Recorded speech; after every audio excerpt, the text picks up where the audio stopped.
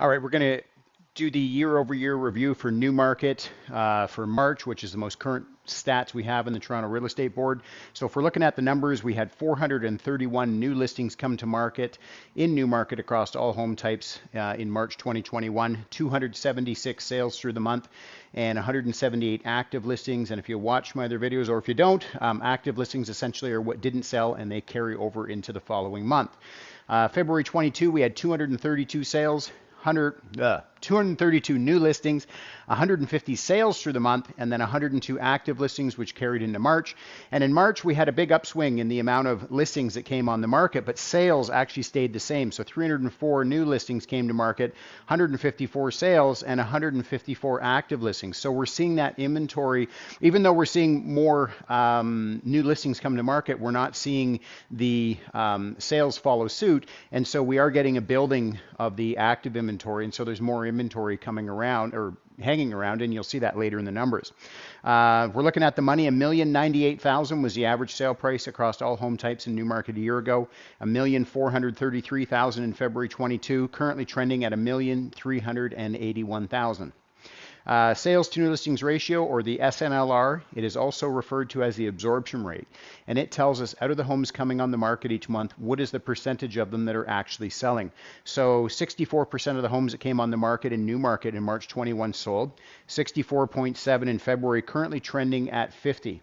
So if you're curious about what's a buyer's market, what's a seller's market, typically anything under 50% is what we would call a buyer's market, and that tells us that there is more supply than there is demand.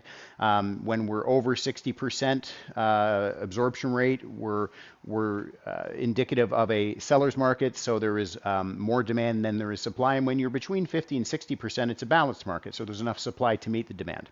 Months of inventory remaining, it tells us that if no other homes came on the market after today at the current rate of consumption or the current rate of buying, how long would it take to completely deplete the inventory? So 0.6 a year ago, 0.7 in February, currently trending at 1 month of inventory. So again, we're seeing that inventory level rise, and how this is calculated is we're taking the active listings divided into the sales. So again, we're seeing that 1 month of inventory, we're seeing inventory on the climb.